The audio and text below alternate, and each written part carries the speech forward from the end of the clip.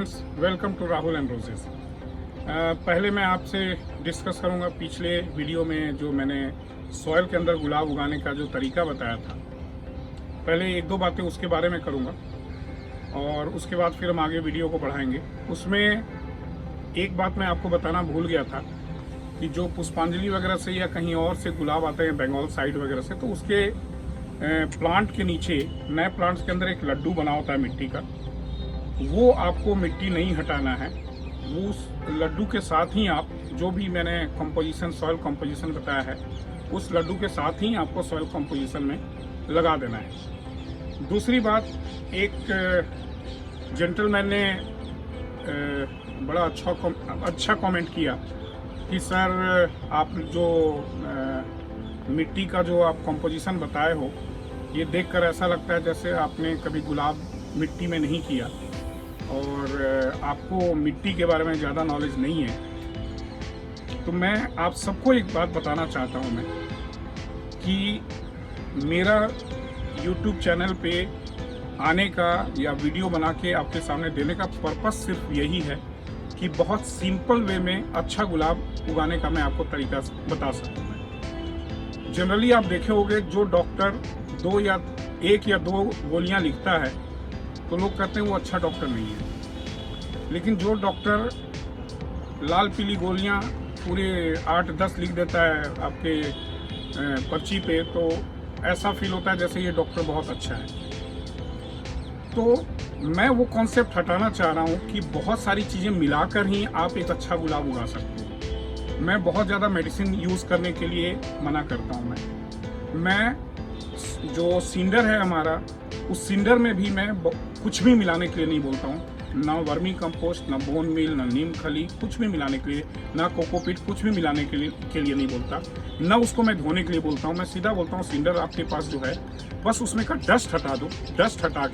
Dust हटाने भी इसलिए बोलता हूँ ताकि वो जाके चोक ना करे रूट के आसपास, और जो सिंडर का जो पर्पस है वो ख़त्म ना हो जाए। सिंडर में लगाने का जो हमारा पर्पस है, तो मैं बहुत सिंपल वे में कोशिश करता हूं कि गुलाब को उगा कर दिखाऊं और आपको हेल्प करूं, क्योंकि लोग पहले से ही बहुत कंफ्यूज हैं कि गुलाब बहुत कॉम्प्लिकेटेड प्लांट है और इसमें बहुत मेहनत करनी पड़ती है।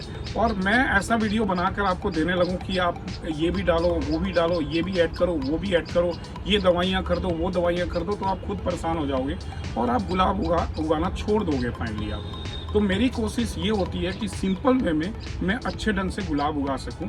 जो मैंने सॉइल का कंपोजिशन बताया है उसमें कुछ भी नहीं, सिर्फ आपको मैंने बताया है जो सॉइल है और जो काऊ डंग है या वर्मी कंपोस्ट है, ये दो ही चीज़ मिलानी है। या किन्हीं के पास अगर रेता बहुत अच्छा मिलता है, बालू नदी का, वो भी डस्ट हटा के वो आप ऐड कर सकते हैं, वो भी बड़े पॉट के लिए।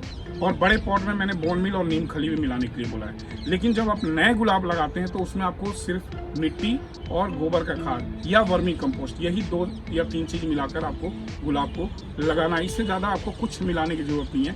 गुलाब अगर नहीं होगा तब आप मेरे को मैसेज करो, पर्सनल मैसेंजर पे मैसेज भेजो और फिर मेरे को दिखाओ कि आपका गुलाब नहीं हो रहा है। लेकिन करने से पहले बिना किए आप उस पर कमेंट देना बंद कर दो कि ये कंपोजिशन अच्छा नहीं है या इसमें अच्छा गुलाब नहीं हो सकता। सबसे पहले मैं मिट्टी में ही गुलाब उगाना शुरू किया, उसके बाद कोकोपीट में किया और तब जाकर मैं अब सिंडर पे पहुंचा हूँ। तो बहुत ज़्यादा कॉम्प्लिकेटेड हमें गुलाब को नहीं बनाना है, सिंपल वे में हमें गुलाब को उगाना है और यही कोशिश मेरी होती है। दोस्तों, एक मेरे पास 2 सवाल बहुत अच्छे आए। अच्छे तो सारे सवाल ही होते हैं, सारे सवाल अच्छे होते हैं, लेकिन 1-2 सवाल ऐसे हैं जो थोड़े मेरे को टच किए। एक दीपक जोशी जी हैं, उन्होंने मेरे को टैग करते हुए फेसबुक पे लिखा है कि राहुल सर, आपने फर्टिलाइज़र का सारा अरेंजमेंट कर दिया हमारे लिए, आपने पूरे इंडिया में सिंडर भी फैला दिया और सिंडर का भी हमारे लिए अरेंजमेंट कर दिया, और जो रोज़ प्लांट्स हैं वो हमें प्रॉपर नहीं मिल पा रहे हैं, आप उसके लिए भी कुछ अरेंजमेंट कीजिए। मैं मानता हूँ रोज़ प्लांट्स बहुत जगह पे अभी अवेलेबल नहीं है। पीछे पुष्पांजलि में भी प्रॉब्लम आ गई थी जिसकी वजह से रोज़ प्लांट नहीं मिल रहे थे।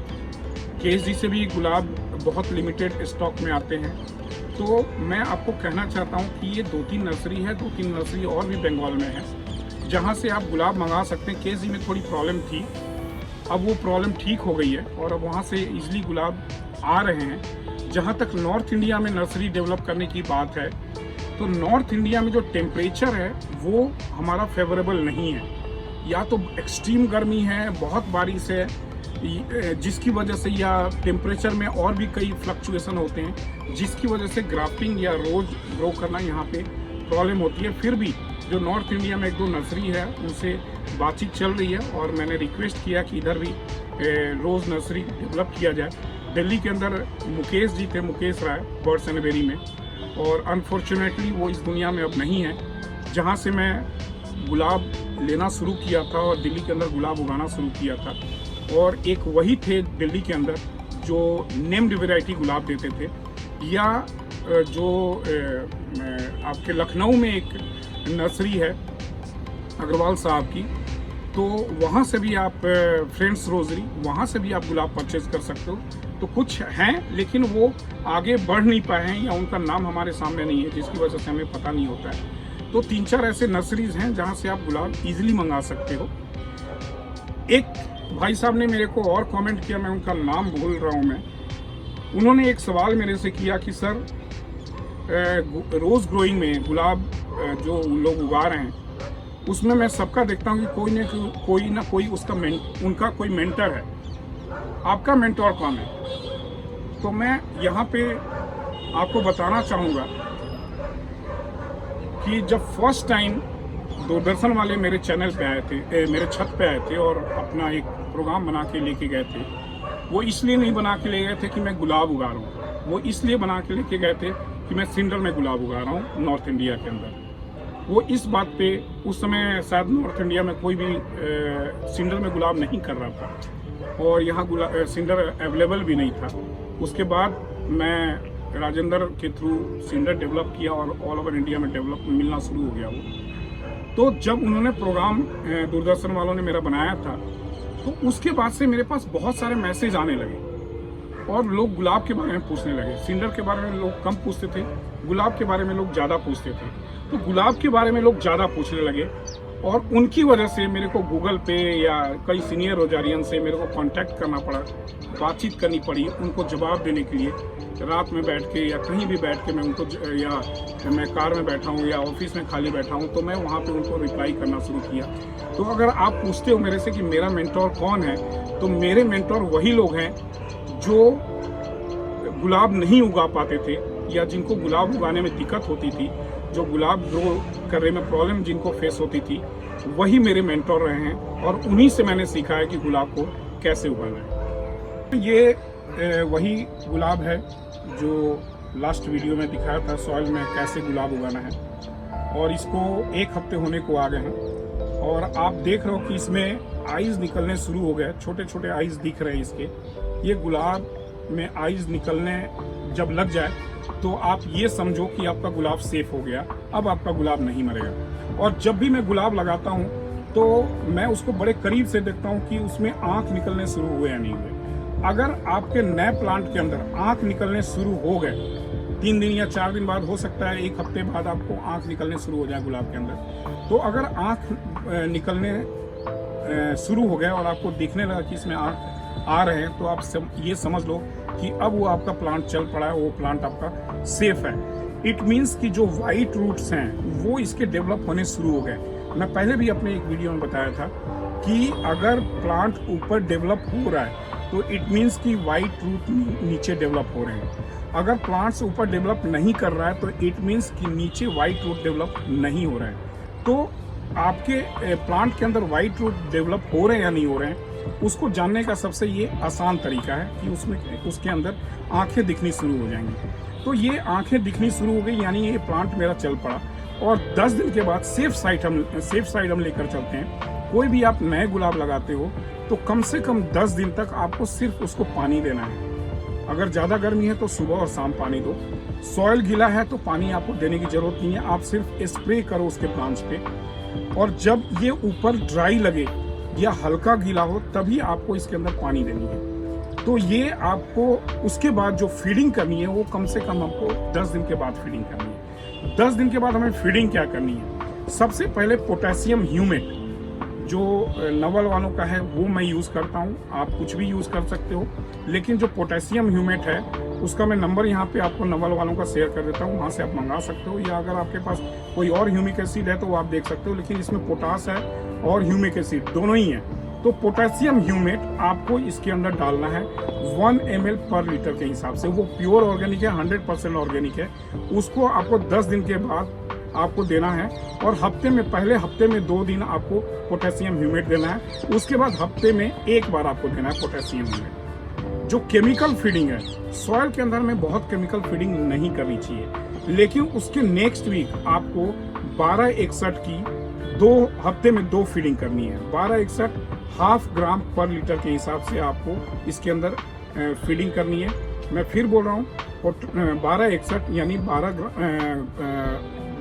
12% जो है हमारा नाइट्रोजन है, और 61% जो है हमारा फास्फोरस है। उसमें 61% फास्फोरस जो होता है वो हेल्प करता है रूट को डेवलप करने में। तो हाफ ग्राम पर लीटर के हिसाब से आपको इसके सॉइल के अंदर डालना है, और वही चीज़ आपको इसके ऊपर स्प्रे भी करना है। तो अगले पोटेशियम ह्यूमेट के अगले हफ्ते आपको ये फीडिंग करनी है। उसके बाद हफ्ते में 1261 2 फीडिंग करने के बाद अगली जो फीडिंग होती है वो उसके बारे में आपको मैं डिटेल अगले वीडियो में आपको समझा दूँगा। अभी मानसून का टाइम है और बारिश सब जगह पे बहुत ज़्यादा हो रही है। अभी हमें फीडिंग से ज़्यादा हमें ध्यान देना है कि फंगीसाइड हम प्रॉपर अपने प्लांट्स के अंदर कर सकें, क्योंकि इस समय फंगस लगने के बहुत चांस होते हैं, और सबको पता है कि फंगस वहीं लगते हैं जहाँ पे मॉइस्चर ज़्यादा होता है। तो अभी हमारे प्लांट्स के अंदर ब्रांच लीव्स से लेकर रूट के अंदर तक फंगीसाइड लगने के बहुत चांस होते हैं, फंगस लगने के बहुत चांस होते हैं। तो हमें फंगीसाइड जरूर यूज़ करना है। कोई भी आपके पास जो भी साफ या कोई और मिस्टर कोई भी फंगीसाइड, अच्छा फंगीसाइड अगर है तो आप उसको अपने प्लांट के अंदर स्प्रे भी करें, छिड़काव भी करें, और रूट जोन में भी डालें। 1 ग्राम या 1 ml पर लीटर के हिसाब से आपको ये करनी है।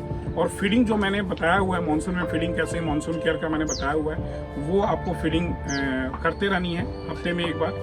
और इसके बाद मैं एक वीडियो वो बनाऊंगा जिसमें हम प्लांट्स को फोर्सफुल डोरमेंसी में लेकर जाते हैं। और फोर्सफुल डोरमेंसी में हम प्लांट को तब लेकर जाते हैं जब हमें 2 महीने बाद प्रूनिंग करनी होती है।